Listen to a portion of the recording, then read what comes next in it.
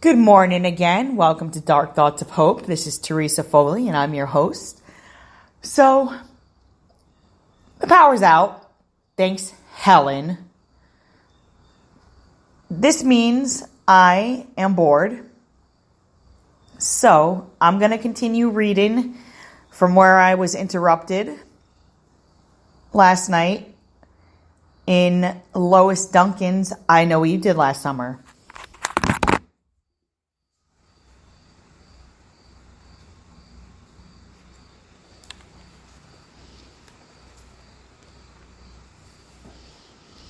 The hair was a little too gold and the shade of the eyes was off. Across the bottom right corner, Helen had written in her round, childish script, "With all my love, Heller."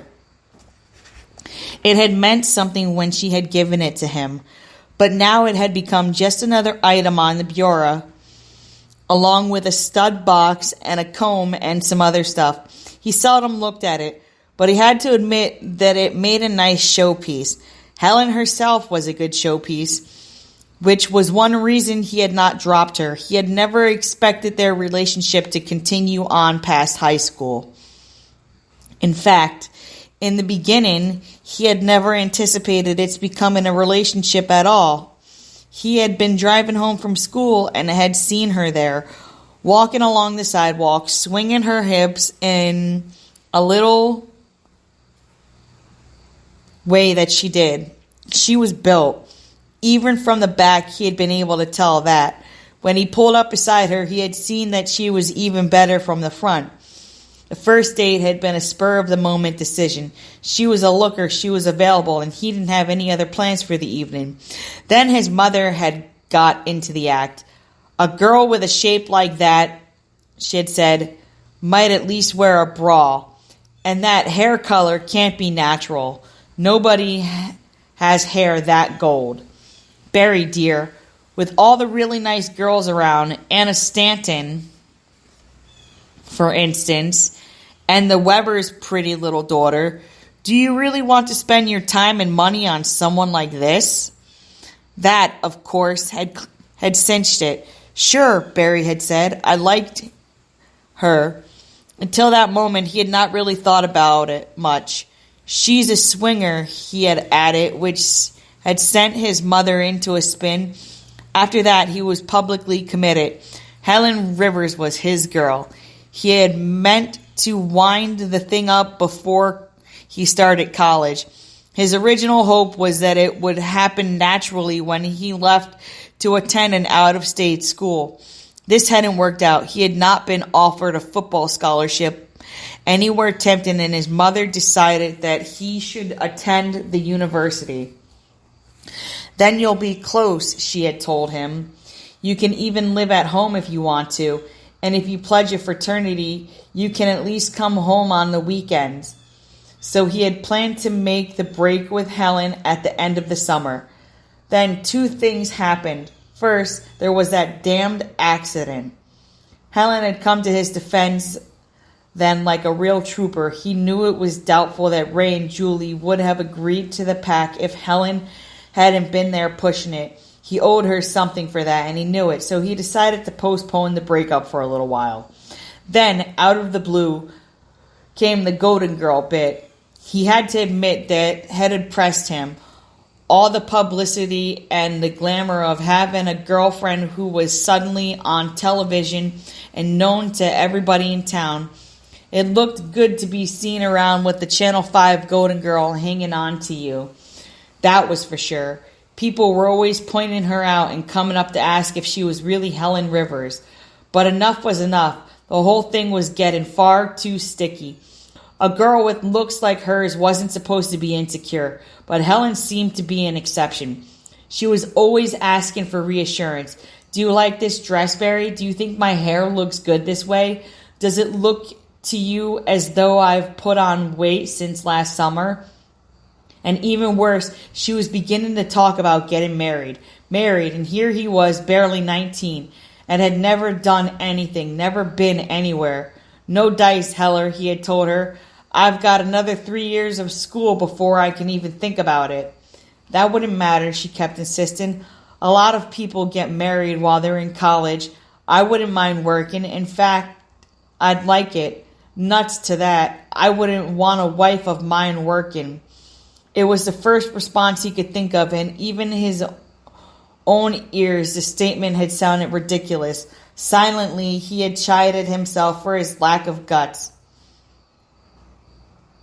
He should have simply told her, I've got a lot of living to do before I put down roots, and even when I do, it's not going to be with you.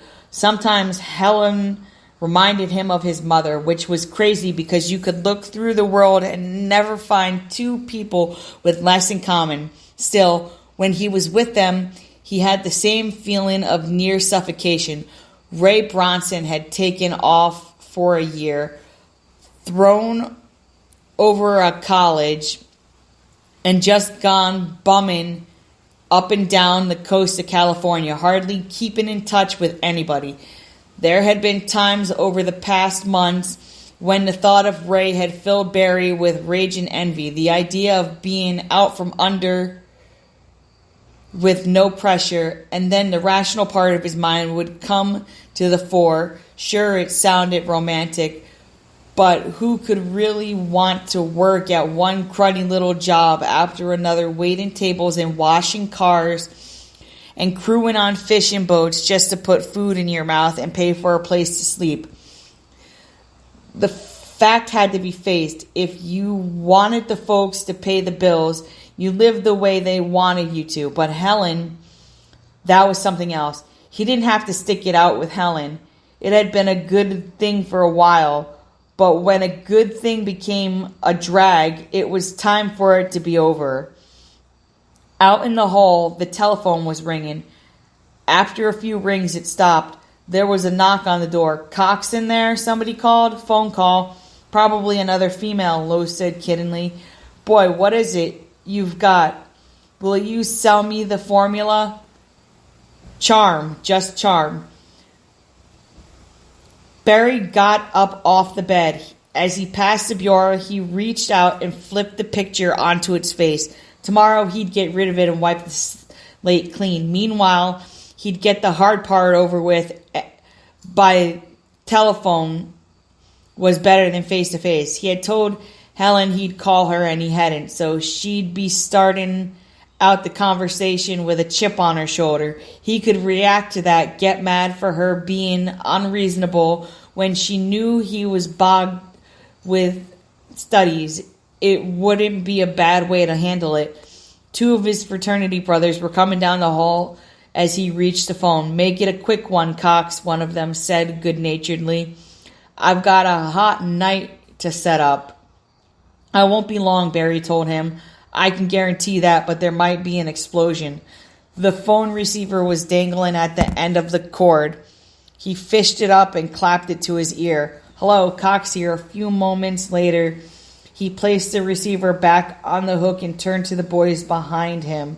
It's all yours. Man, the first of the boys looked at him with a combination of admiration and amazement. If I had talked to my girl like that, she'd shoot me. He reached for the telephone and began to dial. Barry walked down the hall and out the side door into the parking lot area. The sky in the west over the stadium was aglow with tiny red stars. They flew wide apart and faded and disappeared like drops of water on a hot griddle. A muffled chill went up from the crowd, which was watching the fireworks display. Barry followed the sidewalk to its end and crossed the street and entered the athletic field. At the far end of it, the bleachers loomed a dark mass against the sky. They were thrown into a abrupt silhouette as another rocket went up at the stadium. The audience burst into a roar of approval. Barry stood still, trying to accustom his eyes to the sudden changes from light to dark. Then suddenly a flashlight went on immediately in front of him. The beam directly straight into his face. Hey, what the? He raised his hands to protect his eyes. There was enough noise from the fireworks so that he could not have known that the next sound was a shot. if he had not felt the bullet tear through his stomach and into his spine. All right, so that's the end of chapter 6. I don't want to get into chapter 7 yet. I want to save that for another day. So I'm going to end this here. I will say that I've been in touch with another writer. They agreed to collaborate on my second book with me, and they're currently reading my first to get an idea of where the character's coming from. Because when I sent them just the second book itself, they were having trouble understanding. But they're reading it, and they're going to give me like a short rewrite of one of the chapters from the second story that I sent them, and we're going to go from there. So I'll let you know how everything goes, and until then, have a great day. Sorry, I got the hiccups. Have a great day, and God bless.